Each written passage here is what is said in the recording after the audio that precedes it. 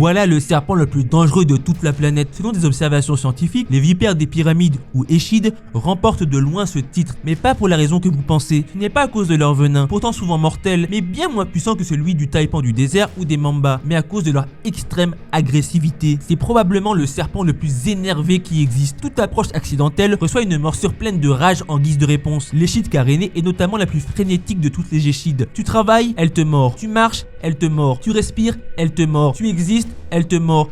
Même si tu n'existes pas, elle te mord quand même. Et son jus de douleur, aussi appelé venin, est hémotoxique et anticoagulant. C'est-à-dire qu'il brise vos globules rouges et empêche votre corps d'arrêter le saignement.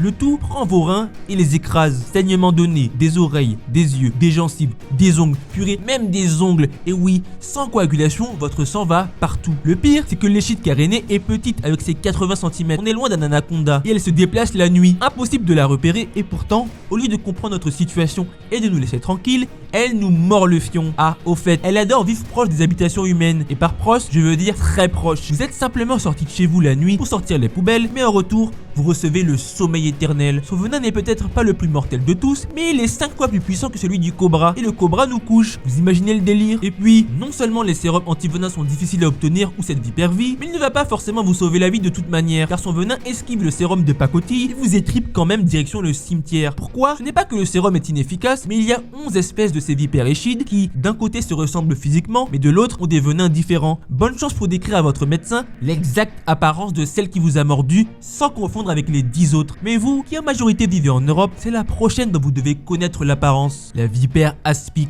Cette vipère venimeuse est présente dans presque toute la France. Douce France, quand tu veux nous étriper. Présente dans le majeur sud du pays, elle n'apprécie pas le nord car on s'y gèle les miches. Et bon nombre d'humains la comprennent. 3 sous-espèces vivent sur le territoire français, donc ne vous étonnez pas des multiples motifs et couleurs. Mais avant de continuer, il ne faut pas que vous fassiez pipi dessus à chaque serpent croisé en randonnée ou autre balade. En Europe occidentale, les vipères ont toutes des yeux aux pupilles verticales, des yeux qui font flipper et annoncent la couleur. A l'inverse, les couleuvres inoffensives sont souvent déguisées avec des motifs et des couleurs similaires, mais leurs pupilles sont rondes. Bon, je sais, la majorité d'entre vous seront bien trop en stress pour prendre le temps de regarder ce serpent sorti de nulle part dans les yeux. Mais si jamais, vous savez. Donc si vous croisez ce regard en France, tirez-vous de là et vite, et surtout, n'allez pas jouer avec. Je sais que nombre d'andouilles aiment prendre des bâtons et faire n'importe quoi. Après, ils vont pleurer sur TikTok pour faire des millions de vues. Son venin sert soit à exterminer campagnols, mulots, musaraignes et autres lézards et oiseaux, soit à punir l'insolence humaine qui ose exister trop près d'elle ou carrément lui casser les pieds. Regardez à quel point les vipères sont faites pour infliger de la sauvagerie en toutes circonstances. Parfois, en mordant une victime avec envie, un de ses crochets se brise et la vipère l'avale. Aucun souci, car un crochet de rechange est en permanence prêt et aussitôt arraché, aussitôt le nouveau prend place et peut transpercer une nouvelle victime ou l'ancienne encore une fois si elle fait la maline. Mais contrairement à ses cousines vipères de Russell et échides carénées,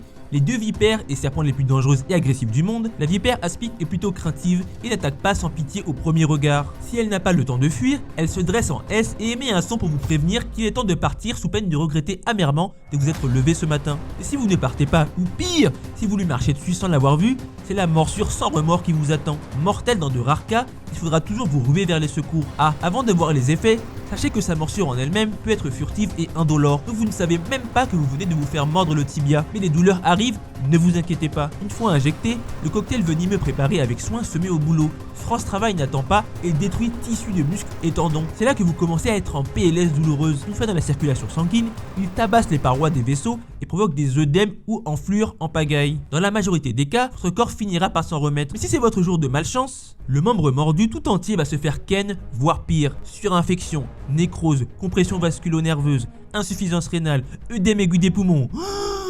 État de choc hypovolémique, déficit du plasma sanguin pouvant entraîner la mort en lui-même, œdème cérébral avec convulsion, troubles en tout genre dans la circulation sanguine. Bref, vous avez compris, c'est la mouise si le destin en décide ainsi. Une des sous-espèces de la vipère aspic, la zinnikeri, est potentiellement largement plus dangereuse car son venin, lui, est neurotoxique. C'est-à-dire qu'il s'attaque au système nerveux et peut donc paralyser vos muscles de la respiration et vous anéantir. Mais ne vous inquiétez pas, cette sous-espèce ne vit pas en France.